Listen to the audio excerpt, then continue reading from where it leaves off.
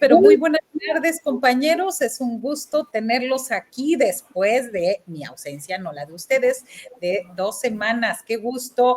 Te saludo, Daniela Pastrana, periodista, editora y directora de Diario Red en América Latina. Hola, qué gusto, Marta Olivia, y aprovecho este inicio de la mesa y que te tenemos acá de vuelta para felicitarte por el premio que acaba de recibir este reportaje. Bueno, en realidad toda la serie de la migración, de los trailers, ¿no? Y bueno, la parte que tú tuviste, que a mí me consta, fue fundamental esta entrevista con el trailero. Entonces aprovecho de una vez, antes de empezar cualquier otra cosa, a felicitarte mucho por el trabajo que siempre es muy valioso y que nos aporta elementos para entender muchas de las crisis que tenemos en el país. Gracias, Daniela Pastrana, agradezco tus palabras y Pie de Página también fue parte importante dentro de este trabajo colaborativo que yo digo nos devuelve la fe en el periodismo. Muchas gracias. Y bueno, Jorge Meléndez, periodista, maestro de la Facultad de Ciencias Políticas y Sociales de la UNAM, bienvenido, muy buenas tardes. Pues lo mismo que Daniela, un abrazo y un reconocimiento a las dos. Te vimos ahí recibiendo el premio en Estados Unidos. Qué bueno que se dan este tipo de reconocimientos porque es al verdadero periodismo, el periodismo de investigación al que se premia, entre ellos a ustedes dos mujeres también que desde hace muchísimos años han abierto este tipo de investigaciones sobre casos realmente muy preocupantes en el país que continúan, pero que solamente se pueden vencer dando los elementos, aportando las pruebas y señalando a los responsables de estas malandanzas. Un abrazo a las dos y en especial a Marta Olivia, que estuvo ahí en la premiación. Gracias, Jorge Meléndez. Y bueno, ya está llegando aquí Salvador Frausto, periodista y director de investigaciones y asuntos especiales del Grupo Milenio. Bienvenido, Salvador. Marta Olivia, Daniela, Jorge, un gustazo arrancar la semana conversando con ustedes y con la audiencia. Gracias, Salvador. Miren, tenemos varios temas, pero a mí me gustaría ver, vamos a tener la oportunidad de ver este video sin audio, porque, pues, sobre todo por derechos de autor no nos lo permiten, pero es Dora la transformadora del Poder Judicial. Ahí la tenemos a Dora Martínez Valero. Digo, estamos en tiempo de campañas y ahí es bastante, pues ella habla de con todo lo que va a acabar, esta no es Dora la exploradora, es Dora la transformadora. Así que miren, de esta manera va a resolver y de esta manera se publicita esta aspirante a magistrada en el Poder Judicial. Hay que echar mano de todo, me parece. Tus primeras opiniones, Daniela Pastrana, acerca de estas campañas, acerca de esta situación. Y antes, ahí está Dora la transformadora. Tenemos una síntesis de una, producción tenemos por ahí, de un gráfico sobre todo de lo que representa esta elección en el Poder Judicial y las restricciones y todo lo demás. Déjenme decirles, son 60 días de la duración de esta campaña, 881 cargos, con 3,422 candidatos y candidatas. También están aquí los aspirantes, estamos viendo ahí, a ver, vamos a ver, ahí está, los aspirantes, 15 a la Sala Superior del Supremo Tribunal, 38 al Tribunal de Disciplina Judicial, 63 a la Suprema Corte de Justicia de la Nación, 95 a 5 salas regionales del Tribunal Electoral, 1,640 magistrados de circuito, 1,570 jueces de distrito y ya me cansé. Ahora sí, el tope de gastos, algo bien importante, el tope de gastos dice 1,468,841 a la Suprema Corte, al Tribunal de Disciplina Judicial y a la Sala Superior del Tribunal. 881,000 y un poquito más a magistrados de las salas regionales, 413,000 a magistrados de circuito, 220,000 a magistrados también de circuito. Queda prohibido, que es, ojo, que importante, lo que no debe de hacerse, que es, entre otras cosas, pues no realizar eventos masivos, no acudir a eventos organizados por partidos, no recibir recursos privados o públicos, ni promoverse en espectaculares bardas y parabuses. Adelante, Dani. Bueno, pues acabamos de arrancar, Marta Olivia, con este proceso inédito que pues va a modificar fuertemente las relaciones entre poderes en México. No es una cosa menor, es una cosa que va a modificar de fondo algunas cosas. No vamos a ver hasta que vaya ocurriendo si para bien o para mal. Yo estoy una convencida de que vale la pena la apuesta, porque vale la pena, porque lo que teníamos era ya inoperante y que necesitamos intentar cambiar las cosas, pero bueno, sigue siendo una apuesta, ¿no? Y una apuesta arriesgada en la que tenemos que estar involucradas todas las personas, los periodistas, con mucho trabajo para ir ayudándole a la gente a entender quiénes son o cómo llegar a entender quiénes son sus candidatos, cuál es su historia. Los candidatos, obviamente, los aspirantes tendrán que hacer su propio trabajo de difusión, pero es difícil para un ciudadano común, para una ciudadana común, llevarle la pista. Yo creo que si le hacemos una pregunta a cualquier persona de a ver quiénes son sus candidatos a jueces, a magistrados, ni siquiera tenemos claro, totalmente claro, qué diferencia hay entre un juez de distrito, un magistrado de distrito, o sea, ese tipo de cosas que de la pedagogía básica que puede, para el que puede servir el periodismo. Creo que es la tarea que nos toca a nosotros en estos 60 días y que pues estamos empezando, ¿no? Yo tengo muy claro que en la parte del poder de los que son candidatos ministros a la Corte, pues es un poco más fácil, porque son menos los cargos que se van a elegir, porque son perfiles más públicos, porque a varios los conocemos. Yo creo que ya varios de nosotros tenemos nuestra lista de posibles candidatos, pero la parte más complicada va a ser esta de las distintas áreas que tiene el Poder Judicial, y que necesitamos saber primero qué funciones tiene cada uno, y luego quiénes son los aspirantes, y luego cuáles son sus trayectorias. Y esa es una parte que todo nos va a costar trabajo. Espero que en estos 60 días podamos ir desenmarañando un poquito. Gracias, Daniela Pastrana. Jorge Meléndez, ¿qué has visto, además de todas estas dificultades que ya estamos viendo, que estamos revisando? ¿Cuál es tu percepción general de esta elección, la primera elección del Poder Judicial? Pues yo dije que esta elección era muy importante, había que hacer cambios en el Poder Judicial, pero no me gustan las formas, los modos, la manera en que se realiza. Hoy leí que a la señora Loretta Ortiz ya le hicieron 2 mítines de apoyo, uno del Sindicato Mexicano de Electricistas y otro de la cooperativa Cruz Azul. Mientras el famosísimo CENTE, el Sindicato Nacional de Trabajadores de la Educación, con Alfonso Cepeda, que ha estado en manos de Elbester Gordillo, y quién sabe si siga metiendo ahí su otra mano la señora, apoyó a Yasmín Esquivel. Y esta señora hace días logró que un juez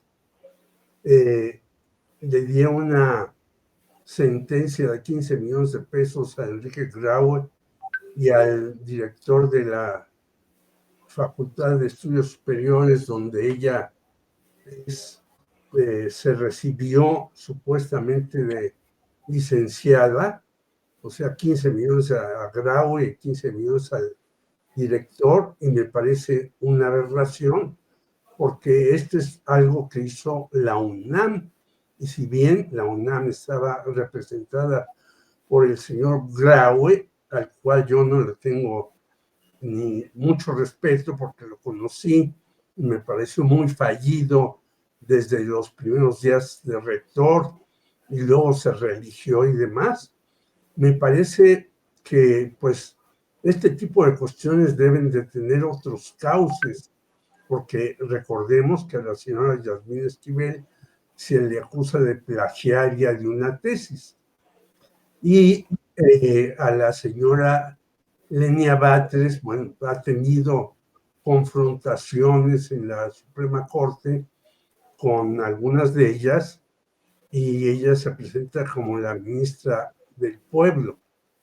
Pero yo quisiera, para no extenderme, que por ejemplo se está atacando al señor César Gutiérrez, que quiere ser ministro, creo, que acusó a Ernesto Zedillo de estar ligado al narcotráfico en Colima con la familia de su esposa y demás. Entonces, algunos que son pues realmente personajes importantes, se les ataca por un lado y por otro. Y quisiera concluir, para no extenderme, que pues va a ser una elección dificilísima, porque si llegamos a votar en las elecciones, a veces votamos por un partido y no tanto por un candidato.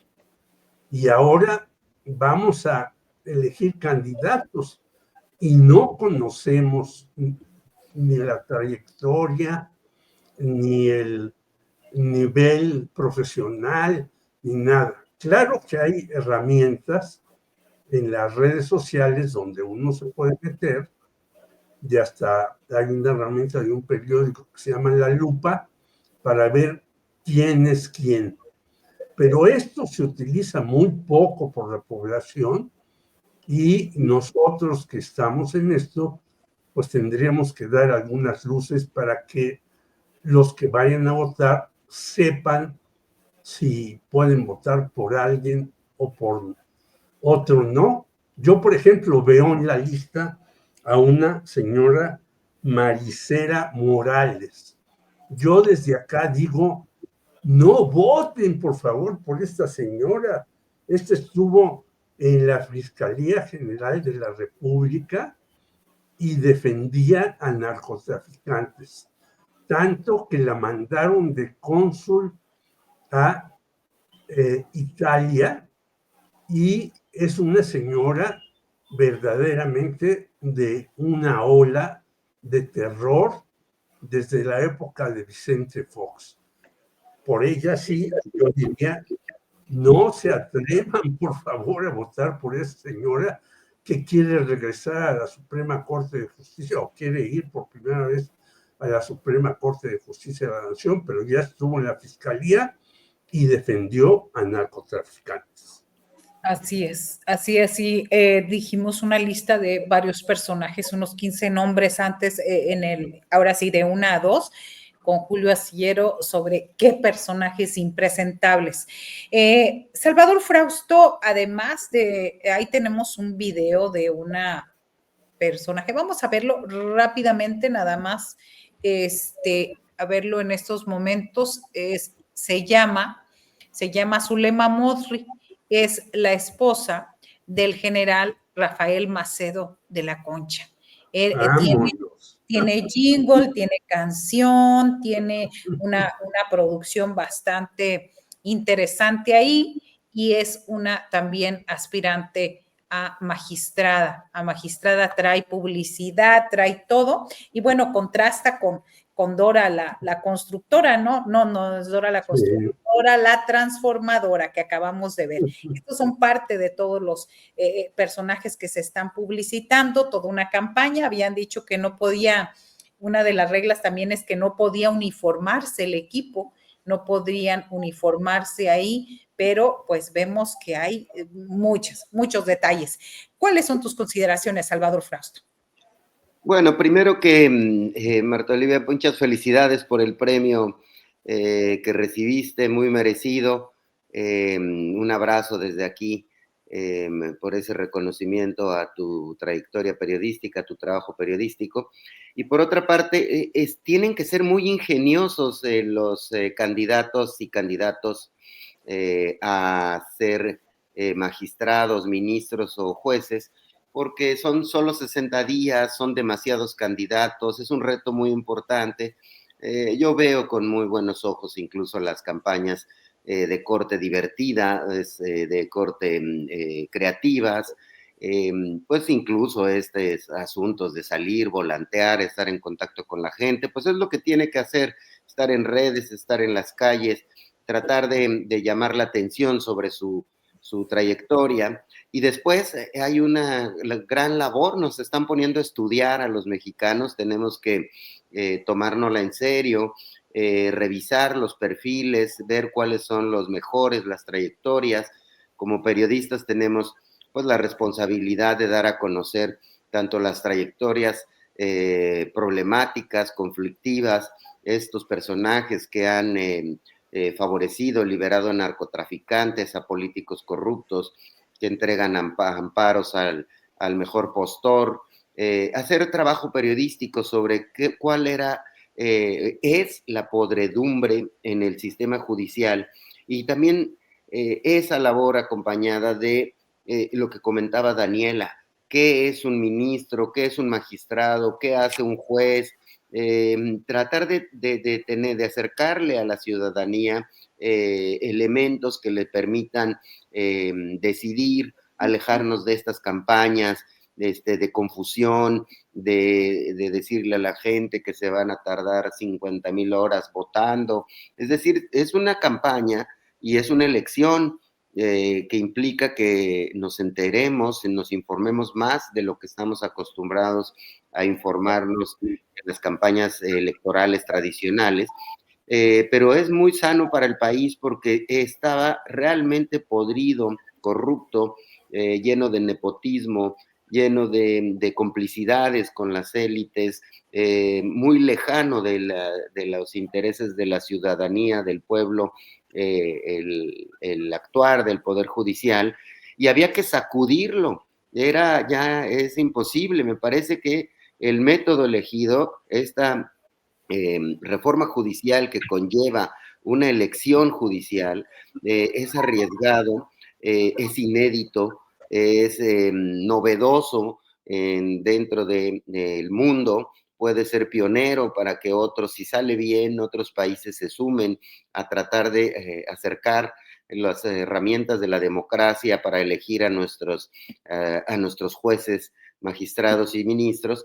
Y yo lo celebro. Hay una canción muy buena de Calle 13 que dice que si quieres cambio verdadero, pues camina distinto, y pues ningún ejemplo, este es un ejemplo muy, muy ad hoc con ese mensaje de Calle 13, en la cual, bueno, pues, ¿qué hacíamos con el Poder Judicial? Lo vimos obstaculizando de manera política las obras del gobierno de López Obrador, las acciones del gobierno de López Obrador, vimos a los despachos de la derecha empresarial pagando amparos para detener proyectos, impulsando que salgan empresarios, que no sean tocados los empresarios poderosos.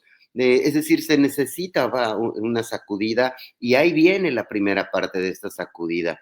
A mí me entusiasma que la democracia se asome al Poder Judicial. Es un experimento y depende no solo de las autoridades electorales que salga a buen puerto la elección, sino también de los periodistas, de los ciudadanos, que nos enteremos de todos los pormenores de esta elección y vayamos anotando el número y lleguemos a la casilla con nuestras hojitas y nuestro número, decir yo le voy al tal número para juez, a tal número para magistrados, a tal número para ministros, y poco a poco ir conociendo este sistema inédito que sin duda va a mover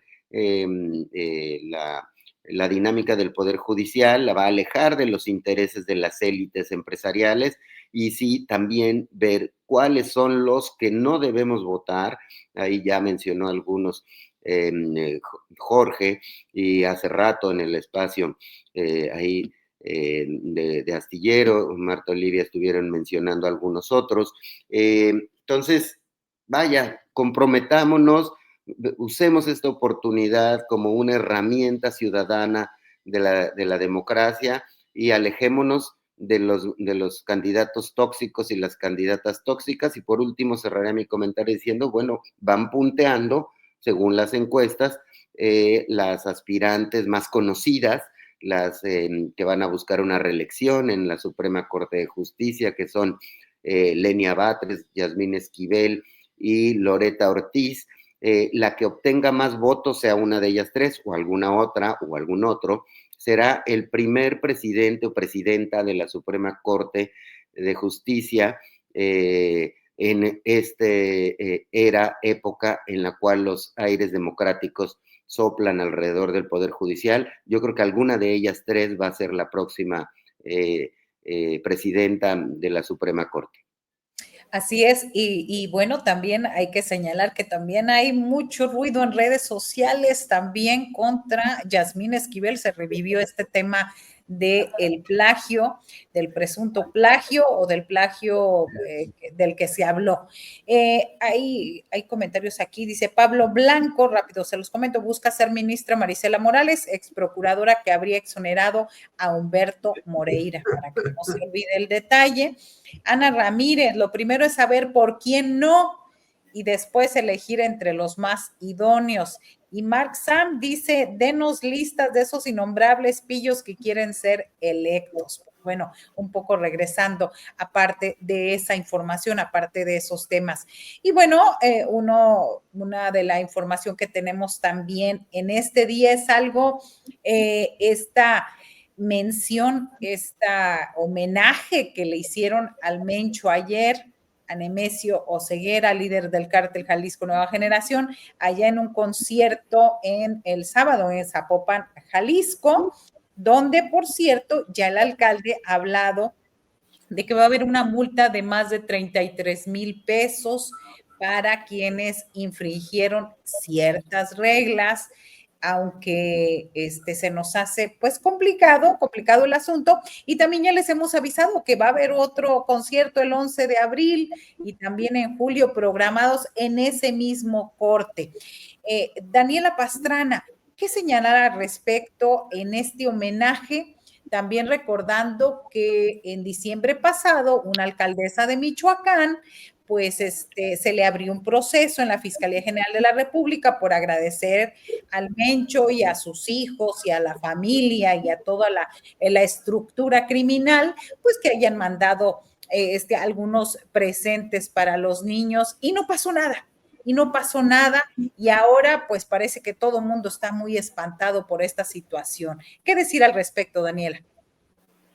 Bueno, son varias cosas, Marta Olivia. Justo yo estaba recordando cuando vi este tema del homenaje, pues, de estos grupos que cantan corridos a las imágenes de El Mencho. Estaba recordando el caso de la alcaldesa de, aquí lo tengo, Cualcomán, Anabel Ávila, ¿no? Que justo enfrentó este juicio, como bien dices, o que estaba enfrentando un proceso por el asunto de que repartieron juguetes para niños de la alcaldía, y ahí pública y abiertamente se agradeció a este líder criminal. La historia de él es como muy interesante, ¿no? En el sentido de que se ha ido construyendo una base social. Es el grupo criminal más grande, es el grupo criminal que creció a partir de pues el beneficiario o el gran beneficiario de lo que se llama la guerra contra el narco, que para mí no es guerra contra el narco, ya lo he dicho muchas veces, fue al final de cuentas una guerra contra la población, pero que buscó en un inicio desaparecer a los Zetas, y él era de ese grupo que encabezaba esta organización paramilitar que se llamaba los Matacetas y que se dedicaron a exterminar básicamente a los Zetas para crecer de lo que después sería el Cártel Jalisco Nueva Generación. Porque es todo importante y qué es lo que nos debe llamar la atención, por lo menos a mí, qué es lo que más me llama la atención. En algún momento de los Zetas que luego replicaron estas prácticas hacia el Cártel Jalisco y que también hemos visto en algunos lugares con el tema de Sinaloa, que tienen una base social.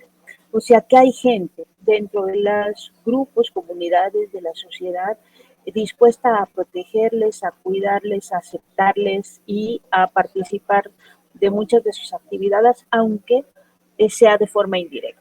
Creo que es un síntoma de una sociedad que está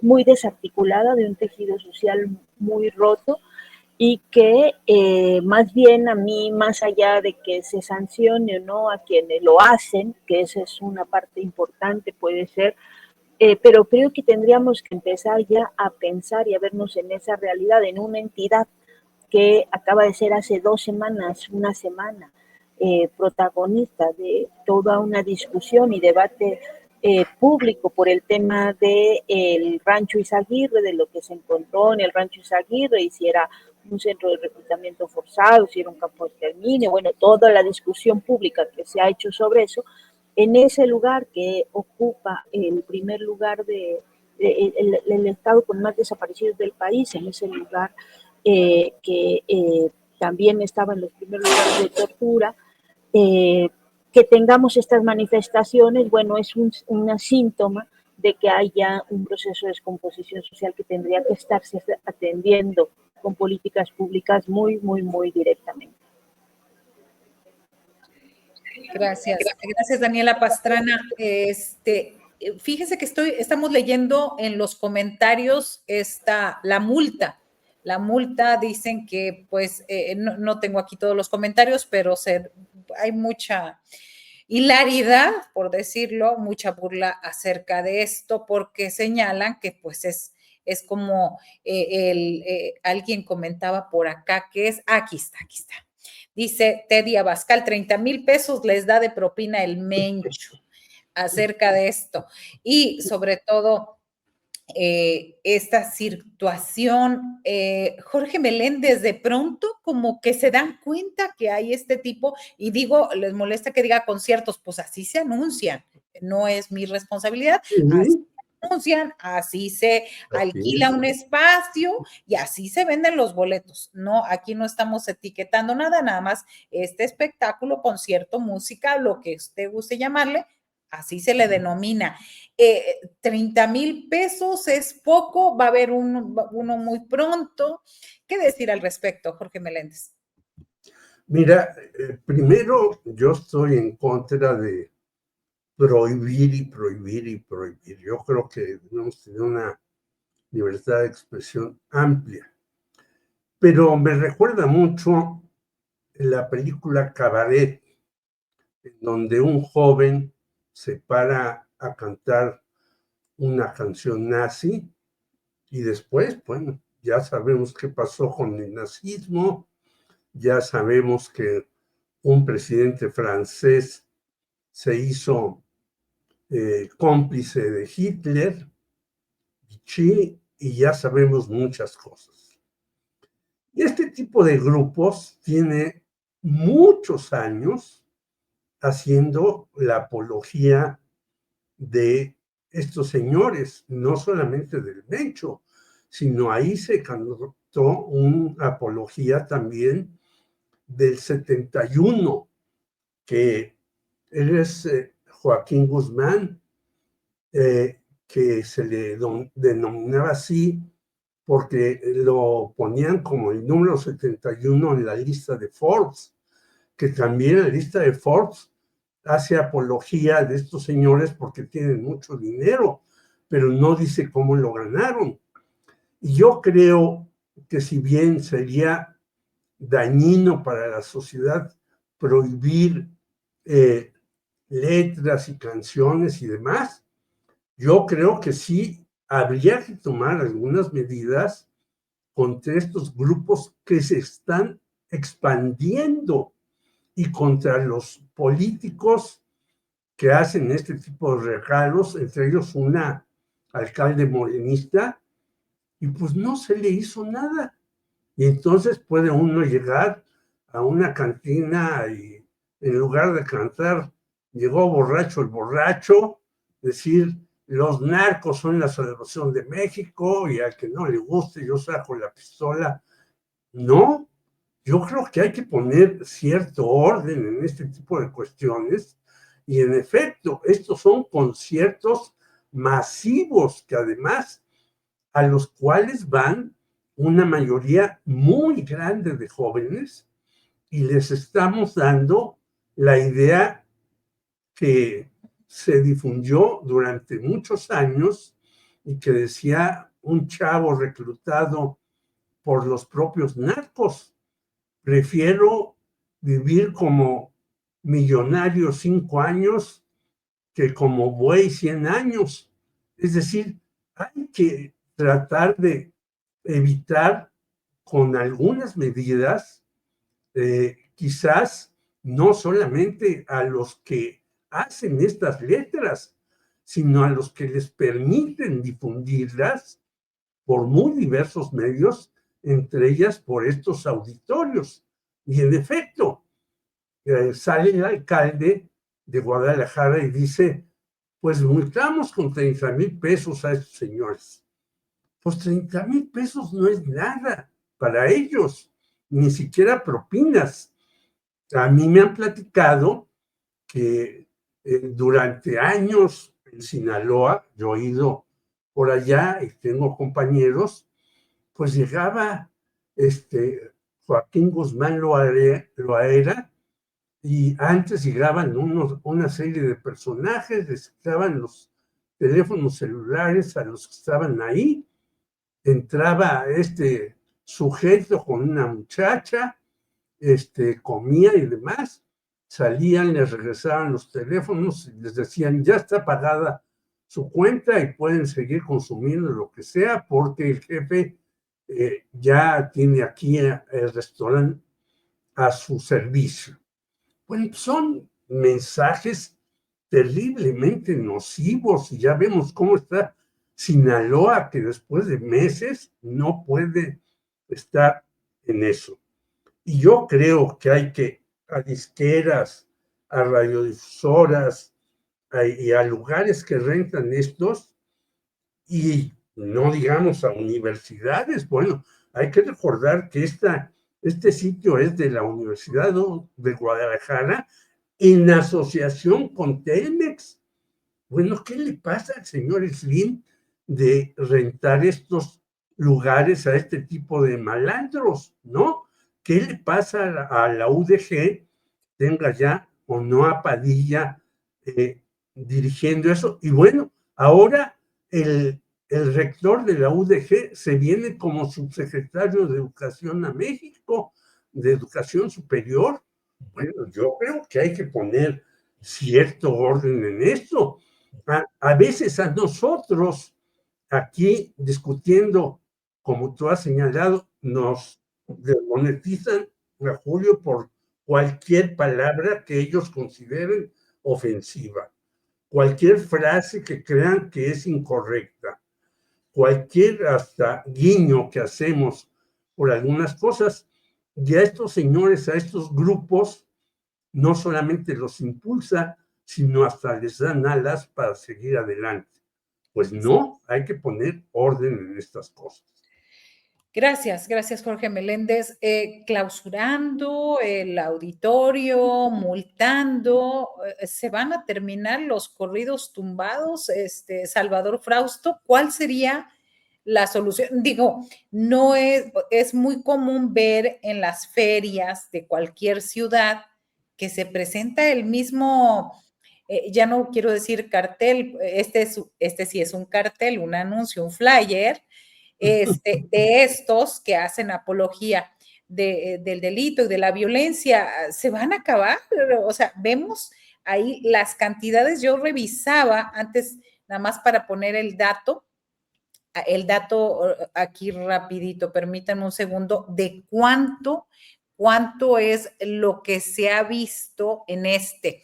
Miren, hasta aquí tengo el dato. Peso Pluma, el artista más visto en YouTube en Estados Unidos en 2023, tuvo 8.500 millones de vistas y tiene varias canciones dedicadas a ese grupo, entre otros. Yo creo que el fondo del asunto es la batalla cultural, que es un asunto que siempre ha existido en todos los países. En el caso de México, desafortunadamente, la narcocultura está muy enraizada, es muy popular, tiene muchos seguidores. Lo hemos medido a través de Millenia, esta central de datos e inteligencia artificial, que mide con herramientas de antropología digital lo que se discute en las redes. Son muy populares, mucho más populares que muchos otros géneros musicales. También las películas que hacen apología de los narcotraficantes, la música, el estilo de vida, el estilo de vestir, el estilo de decorar los automóviles, de hablar. Hay toda una narcocultura en nuestro país muy difícil, y en las batallas culturales nos toca participar a todos.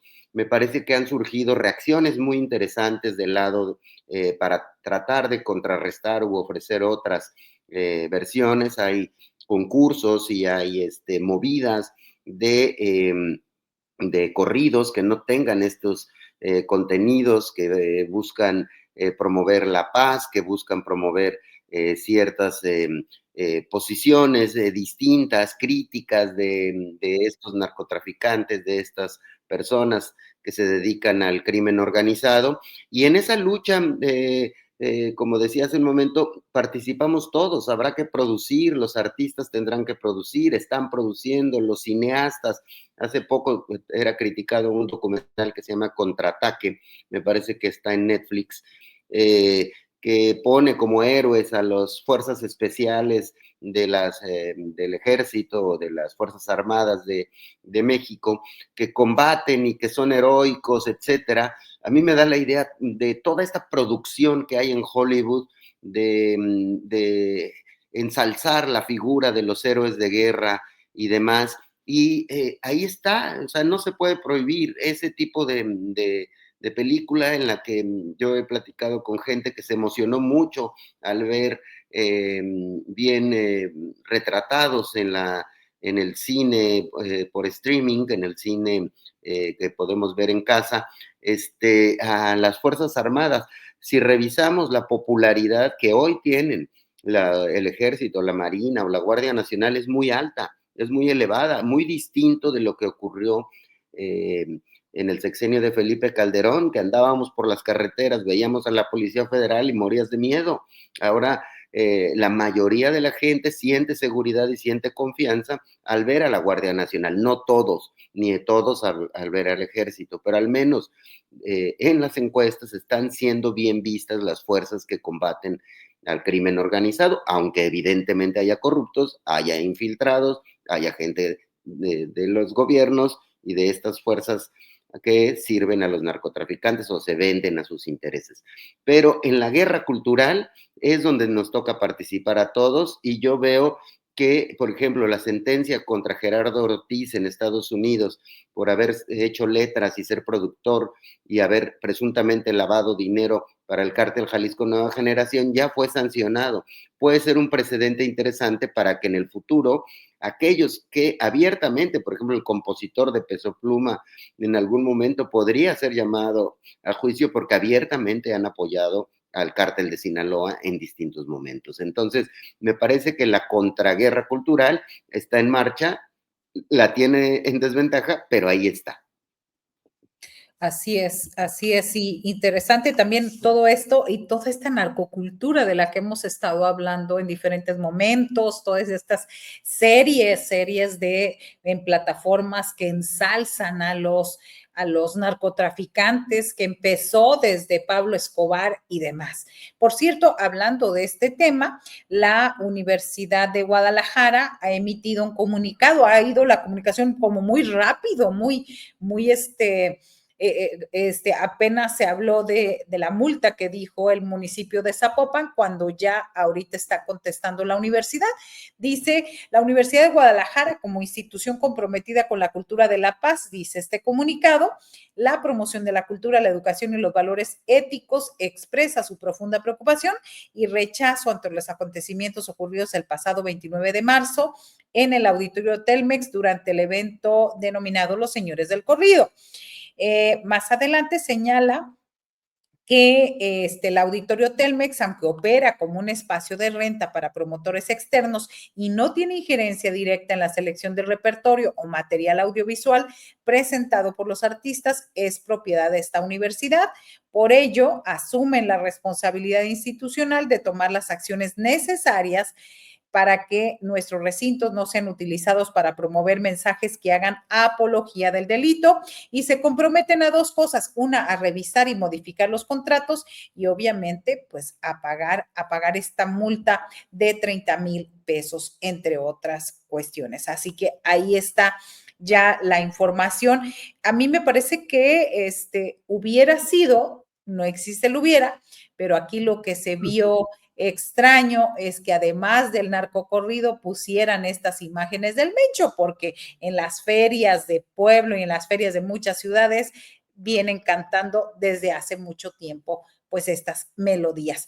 Y antes de que pasemos a otro tema, compañeros, han estado preguntando aquí en el chat cómo hacerle para conocer qué perfiles tienen los quienes aspiran a un juzgado, a una magistratura o a ser ministros de la Suprema Corte.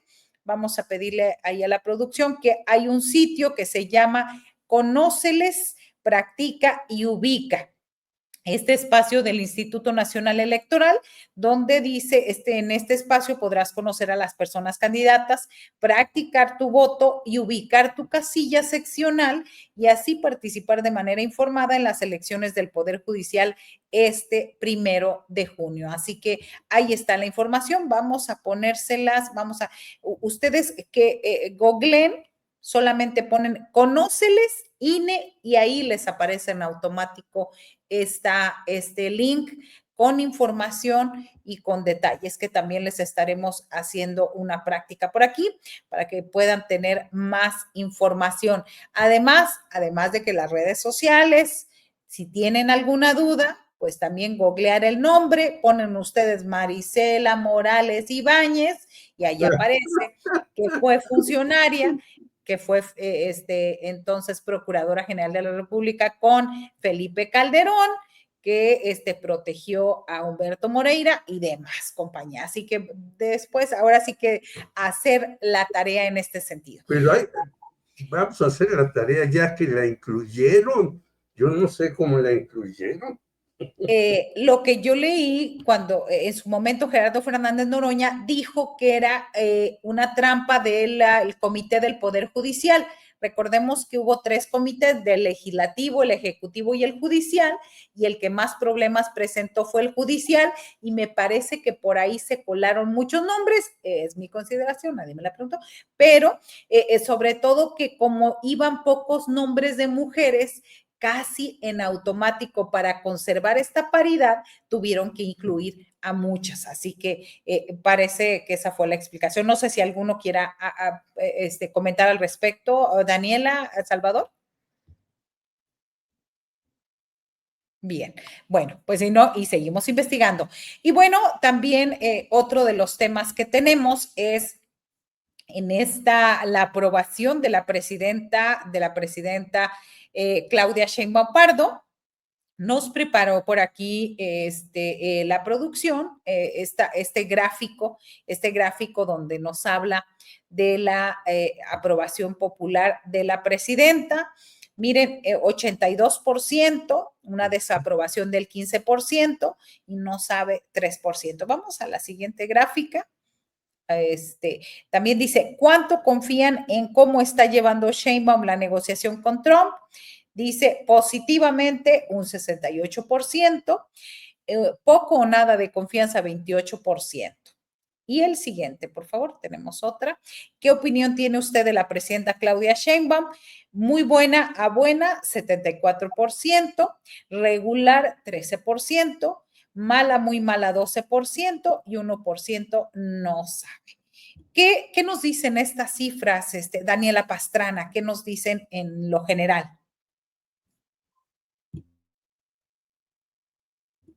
No te escuchamos, creo que el micro, ahí Creo está. que ya lo había dicho en algún momento, Claudia Sheinbaum tendrá que darle la comisión a Trump, porque cada cosa que dice Trump le hace subir en las encuestas de aprobación a Claudia Sheinbaum. Las respuestas ha sido muy contrastante, ¿no? La beligerancia, el golpeteo de Donald Trump en estos 2 meses de gobierno en Estados Unidos contra él, contra el mundo, y con estas formas muy agresivas sobre todo en los países, y la respuesta de la presidenta mexicana siempre mesurada, siempre templada, siempre con una sonrisa y aguantando cosas que son duras.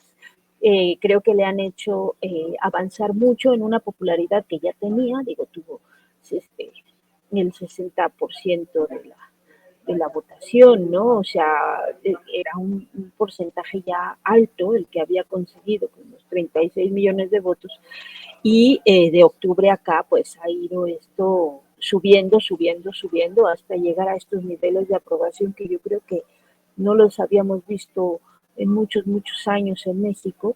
Creo que Claudia Sheinbaum básicamente no ha tenido errores graves, ha tenido algunas fallas, sí. A mí me parece, por ejemplo, que la respuesta, no del gobierno federal, pero sí de la fiscalía, incluso un poco del gobierno federal, lo dije el programa pasado, ante el tema del rancho Izaguirre, no fue la adecuada, mostró indolencia en algunos momentos el gobierno, las autoridades, frente a lo que para muchas familias era una cosa pues muy dolorosa, y el hecho que no hubiera nadie ahí para darles información, por lo menos, o alguna cosa así, fue una cosa equivocada. Pero son equivocaciones que ha tenido que, por lo visto, no han generado mayor afectación en esta percepción de la ciudadanía de que las cosas se están haciendo bien. Y eso creo que tiene que ver con el tema del bienestar social que la gente tiene. O sea, Claudia Sheinbaum llega a estos 6 meses de gobierno con números buenos en términos económicos, no son los espectaculares, pero considerando cómo está el mundo, considerando que estamos con unos niveles de volatilidad y de incertidumbre económica globales, con una inflación global, con esta guerra arancelaria, tener controlados algunas cosas como la inflación, haber logrado mantener los indicadores macroeconómicos y al mismo tiempo sostener y ampliar los programas sociales, bueno, pues son cosas que evidentemente la gente está percibiendo, y evidentemente son cosas que están pues, abonando a esta percepción positiva del gobierno, ¿no? Creo que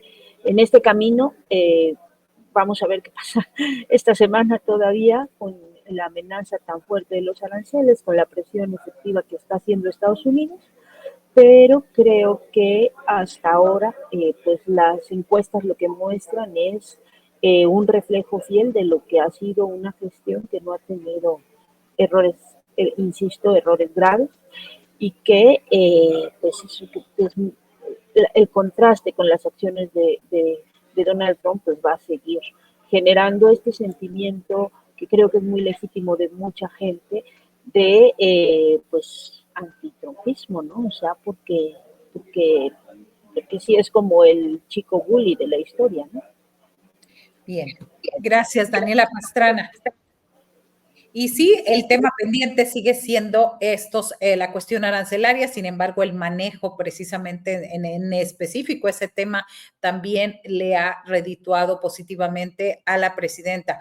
Jorge Meléndez, ¿qué agregar al respecto de estas cifras, de esta situación que estamos viviendo en este momento? Pues yo felicito a Claudia Sheinbaum porque ha llegado a niveles excepcionales, no solo en México, sino en el mundo. Pero también planteo que hay que tener cuidado porque los programas de bienestar, los programas sociales, no se pueden mantener si entramos, como ya parece que vamos a entrar, en una recesión, no solamente en Estados Unidos, como señalaba Claudia Villegas antes, sino en México. Ya entramos en una especie de recesión y tenemos que jugar varias cartas. Una carta, creo yo, que ya la está jugando Canadá, en donde los canadienses ya no están comprando ni whisky ni artículos de Estados Unidos en muchos lugares, ni permitiendo el avance de las empresas estadounidenses, ya se llame de hamburguesas, de supermercados y de todo esto. En tercer lugar, yo creo que habría que pensar muy seriamente en lo que hemos planteado hace muchos, una reforma fiscal real a una serie de personajes que no pagan lo que deben, como canta la canción y demás.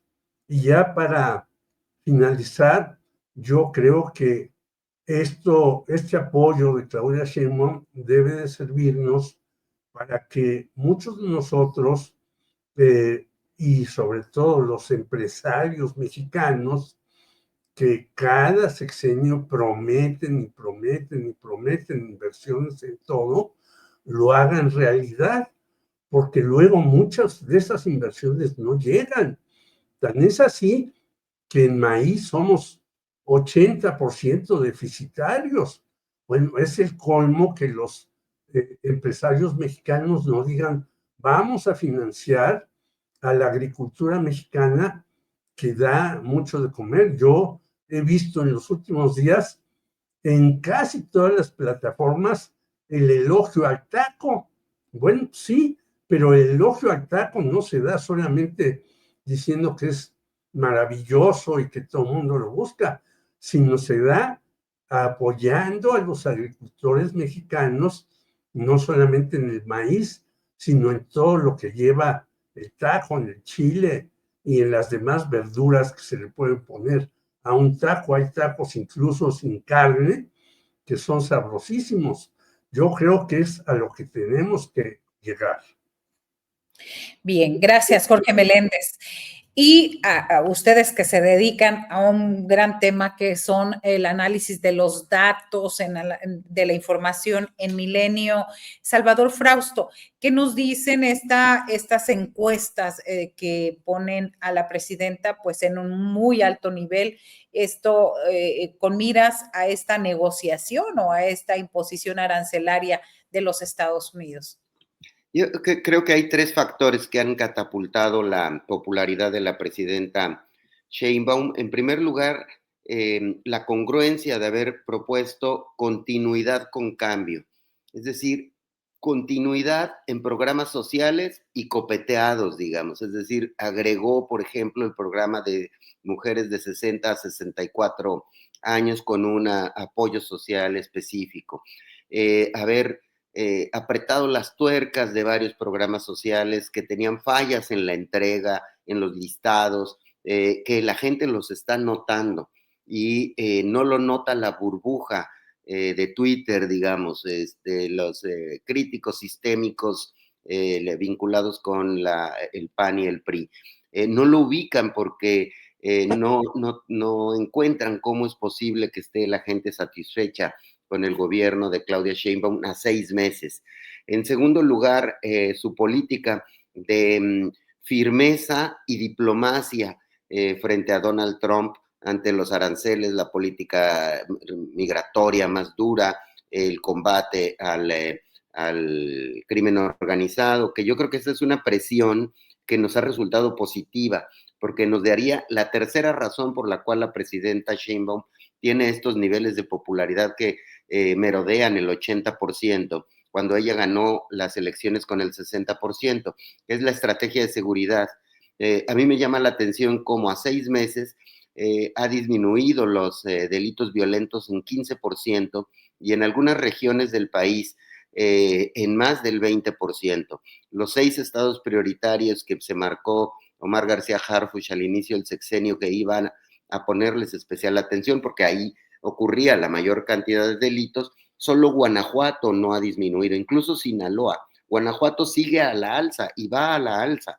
En cambio, incluso Sinaloa, a pesar de todo lo que vemos en la televisión y en redes sociales, comparado con septiembre, con los números de septiembre del año pasado, están poquito más de 10% a la baja los homicidios. Entonces, la estrategia encabezada por Omar García Harfuch, la Guardia Nacional, el Ejército, la Marina, están siendo bien vistos. En redes sociales los medimos con Milenia y, por ejemplo, el general secretario de la Defensa tiene 70% de aprobación. Igual, 70% de aprobación el secretario de Marina. Harfuch, 65% de aprobación. Claudia Sheinbaum, en redes sociales, provoca sentimientos positivos en el 75% de la gente. Si nos está viendo aquí algún panista, va a decir, no es cierto, en mis redes sociales todos lo criticamos. Bueno, tus redes sociales te van a dar lo que tú quieres consumir. Los algoritmos nos acercan a cada uno de nosotros, pero los robots de inteligencia artificial no le van a ningún partido, rastrean todos los millones de conversaciones de las redes sociales y me entregan un número, me dicen 75% reaccionan positivamente cuando se habla de Claudia Sheinbaum. 25% reaccionan negativamente cuando se habla de Claudia Sheinbaum. Y es un número muy parecido al de las encuestas. Esta encuesta de Encol la trae en 82%, otras en 80%, hay alguna que la trae en 85%, otras en 75, 70 puntos. Yo creo que ese crecimiento de 60% de votos y para arriba, ahí hay un apoyo volátil, porque fue gente que no votó por ella, pero que la están viendo bien, por la que ofrece continuidad con algunos cambios, ofrece bajas en seguridad, ofrece firmeza frente a Trump, es muy volátil, es esas personas que le simpatizan con ella de manera regular, dicen, bueno, está mejor que el otro, o odiaban tanto a AMLO que dicen, bueno, por lo menos tiene un estilo no tan digamos, confrontativo con la oposición, sino toma ciertas distancias. Por eso yo creo, y con eso cierro, que Claudia puede jugarse cierto capital político en 2 asuntos que me parecen que son claras equivocaciones o fallas de su gobierno. Uno, el manejo del rancho Izaguirre, que fue muy descuidado, y el apoyo de los diputados de Morena al caso de Cuauhtémoc Blanco. Ella puede jugar un capital político porque no va a perder mucho. Es decir, tiene una base muy fieles, unos 60% de gente que es muy fiel y un 15-20% de apoyo que se puede evaporar cuando eventualmente se resuelvan los asuntos con Donald Trump. Muy bien, gracias, Salvador Frausto. Tenemos postrecito de 1 minutito, pero ustedes me disculparán que ando destanteada después de 2 semanas, pero vámonos con el postrecito. Daniela Pastrana, adelante. Que hoy no tengo creo que no tengo un postrecito específico, vamos a esperar qué pasa lo que ha llamado Trump el Día de la Libertad, ¿no? Que se va a liberar de todos los yugos. Vamos a ver qué medidas establece, qué medidas va a establecer también en respuesta al gobierno de México, que ha dicho que van a hacer algunas acciones integrales, pero me parece que es como un momento también que nos debe llamar a reflexionar todo lo que está pasando con el gobierno de Estados Unidos y cuáles son las posibilidades reales que tenemos frente a amenazas inminentes. Estábamos viendo esto de los buques que ha instalado ahí en nuestra frontera y pensar muy bien la responsabilidad que tenemos tanto para nuestras coberturas como sociedad, para, digamos, acuerparnos como sociedad. Es un riesgo real porque la correlación de fuerzas con Estados Unidos, pues sí es, dijo algún día Andrés Manuel, como meterse con sanción a las patadas, ¿no? No estamos en condiciones de pelear con ellos, pero tenemos también que defender los beneficios mínimos que tenemos o lo poco que se ha logrado en esa relación, ¿no? Entonces, pues estar atentos todos, estar bien informados y manejar la información con mucha responsabilidad. Gracias, Daniela Pastrana. Jorge Meléndez, tu postrecito. Sí, desde noviembre del 2024 hay una huelga en la Universidad de Chapingo que continúa porque las autoridades han querido jugar con los trabajadores. Es el momento que no se instala una mesa para resolver aumento de salarios, compararlos con otras universidades, despidos y demás. Sobre esto han hablado la compañera Elba Pérez y Jorge Moret, y yo creo que hay que ponerle el ojo. En la Universidad Autónoma de Puebla, según parece, ya se va a levantar una huelga que duró mucho y de la cual se hablaba poco. Y finalmente, y muy rápidamente, yo diría que el mensaje que nos mostraste de Dora Martínez me recuerda un documental que se llama El Túnel, que es en efecto como en los juzgados hay montones y montones y montones de papel que no sirven para nada.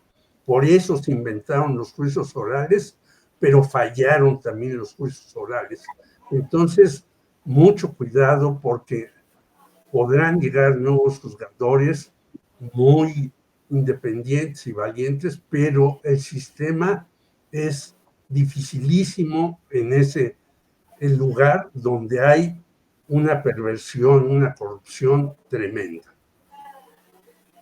Gracias, Jorge Meléndez. Y finalmente, tu postrecito, Salvador Frausto. Sí, me aventuro a hacer un pronóstico a ver qué pasa con el tema de los aranceles. Yo creo que van a ser menos dañinos de lo que la mayoría se está planteando, de lo que hay en el escenario actual, de lo que va a haber de aranceles por parte de Estados Unidos frente a otros países. Me parece que la conducción tanto de la presidenta Sheinbaum como del canciller Juan Ramón de la Fuente, de Marcelo Ebrard, de Omar García Harfuch ha sido interesante, ha sido fructífera y van a ser menos dañinos que en otros países estos aranceles, este susto de Trump, esta histeria que hay frente a Donald Trump. Finalmente, solo por cuestiones pragmáticas, los propios empresarios de Estados Unidos están presionando muy fuerte a Donald Trump para que no dañen sus propios intereses y eso sumado a la buena conducción de las negociaciones entre México y Estados Unidos, me parece que vamos a tener algo, si no benévolo, sí menos dañino que para otros países. Gracias, Salvador Frausto. Pues esperemos que así sea y que lo veamos y que estemos comentando de otros temas el próximo lunes. Gracias, Daniela Pastrana, Jorge Meléndez, Salvador Frausto. Un gran abrazo y que tengan Gracias a los tres y a la audiencia.